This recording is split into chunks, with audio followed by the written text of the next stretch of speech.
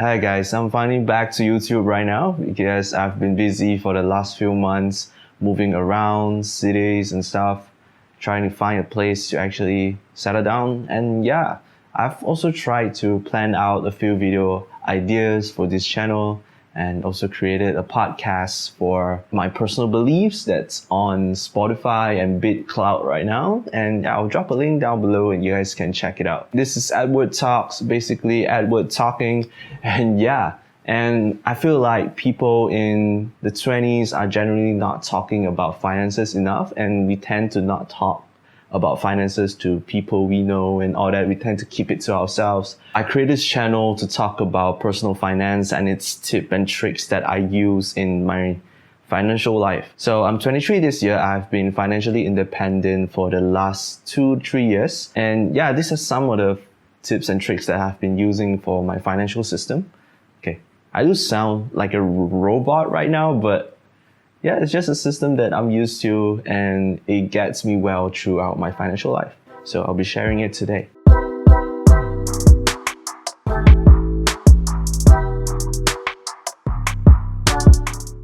So today we'll be talking about how to budget and save in your 20s using 50-40-10 rule. So basically, it may be confusing right now, so I'll get deeper into it. And I believe you heard of the 50-30-20 rule. That's essentially 50% of your income goes to your needs, 30% of your income goes to your wants, and 20% goes to your financial goals. And to me, that's not a perfect budget rule, so we'll be talking about 50-40-10 today. Most people are living paycheck to paycheck in their 20s, especially if you move out of your parents' house and all of a sudden we got a lot of things to actually cover through our income. And yeah, it basically starts from your 20s and it happened to last almost forever for most of the people, unfortunately. And yeah, most of the habits actually starts from our 20s. So it's good that you're watching this video and I've got to experience this financial life that I have right now. And yeah, basically financial literacy is freedom. So we're starting with budgeting right now. So basically setting an X amount of money every single month for your expenses.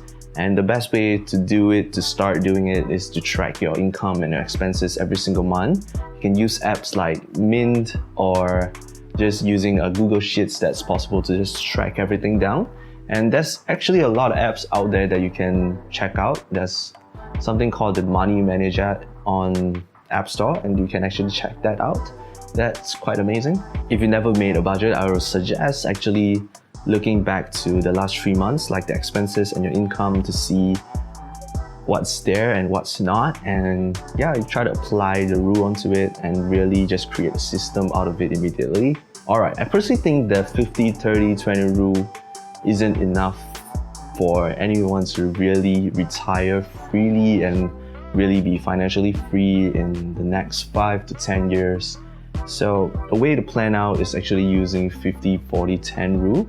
Yeah, so for 50-30-20, it's actually 50% to your needs, 30% to your wants, and 20% to your financial goals.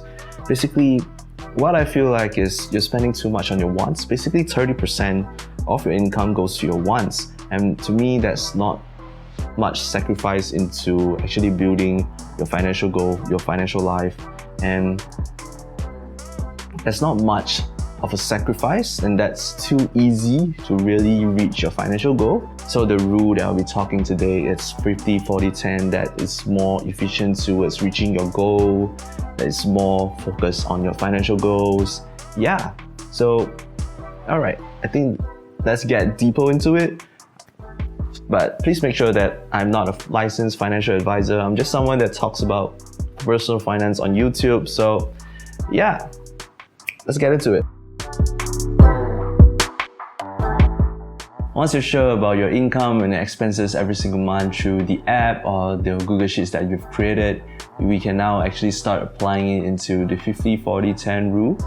Basically, it's a pie chart that's perfectly unbalanced, and it's amazing, by the way. So you have your 50, your 40, and your 10.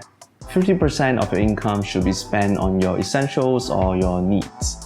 And these are things like rent, transportation, phone bills, gas, a good water filter, and groceries, etc. Yep. And here's where 50% of income should go into, basically to have the basic needs of life. So 40%, guess where it goes? It's actually financial goals. This includes things like investing, saving, building an emergency fund, building up a retirement fund, and also paying off your debts. I personally recommend doing all these things simultaneously, like having an emergency fund, you're investing, and you're also paying off your debts simultaneously. And 40% should be enough of it to actually reach your financial goals. And let's say you're earning $40,000 a year and it's around $3,000 a month, and 40% of it would then be $1,200. And $1,200 should be quite enough for you to actually put into different sections like investing, saving for your emergency fund, and also paying off your debts. What I personally do is I separate the 40% into different sections of investment, emergency fund, and paying off debts. I believe most of us have student debts that we need to pay off. The interest will be on the low side, and yeah, we can actually be investing simultaneously as well. And if you do have any debts lying around that's anywhere over 4%, I would actually recommend doing the sectional thing through 80% paying off debts and 20% towards saving for your emergency fund.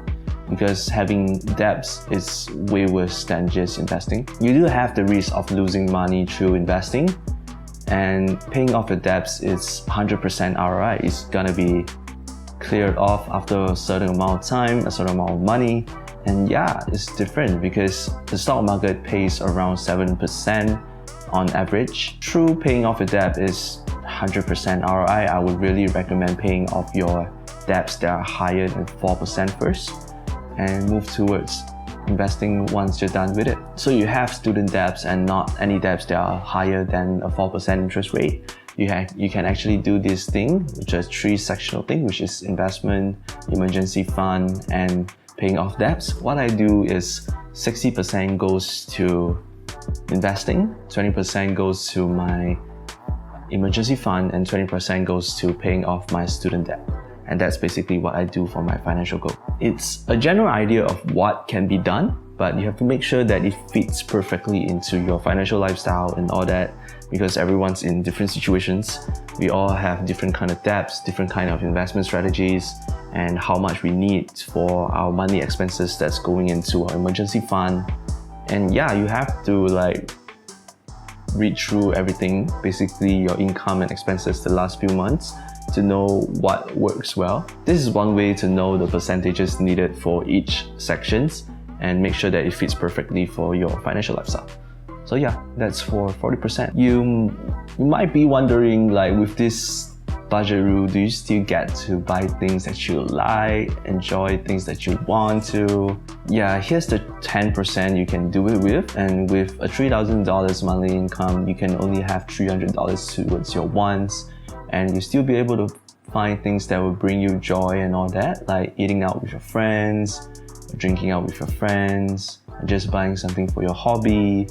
Yeah, you can really still grab a pair of sneakers that you like, or you just save it up for something that you want and combine it together to buy something that you really want in a few months' time. So basically, you're sacrificing your lifestyle for your financial goals, and this is what I think that's right to actually get to your financial goal, instead of just spending 30% of your money into your wants and you're not sacrificing much, and that would not pay off as much as this 50-40-10 rule. It might not be enough to really fully enjoy your life right now, but in 5 to 10 years time you can really enjoy it later. And for the best possible situation is that you will get to retire early with the financial goals that you have set. And yeah. So are you someone that's willing to sacrifice your lifestyle for your financial goals? For me, personally, I'm doing that. So I've been doing this for the last year. I've been financially independent, but I wasn't really good with money in the first 1 to 2 years, and yeah, I sort of got into this, and actually this is something that I would like to do with my life as well. And yeah, so reaching my financial goals every single year makes me feel a lot better. I feel like the lifestyle of our generation is just constantly buying shit and comparing it to someone else, and it's totally meaningless in a way. So I feel like focusing on your financial goals is something that's really important for the future, and it's good to be prepared and all that. Yeah, it all comes down to the mindset. You know, wealthy people have wealthy mindset, and that's something that I would like to achieve in my life, and I hope it's something that you like as well. And applying this rule is something that's gonna help out a lot.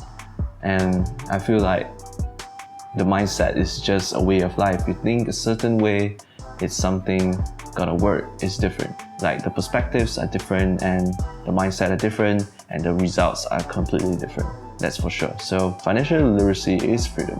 Like knowing what's good and what's bad for your financial goals is amazing, by the way. Yeah, I hope you learned something from this video and you do enjoy the content. And yeah, do hit like and subscribe to this channel if you really do like content like this. I'll try to post as much as possible. And yeah, thank you for watching. We'll talk again. Bye bye.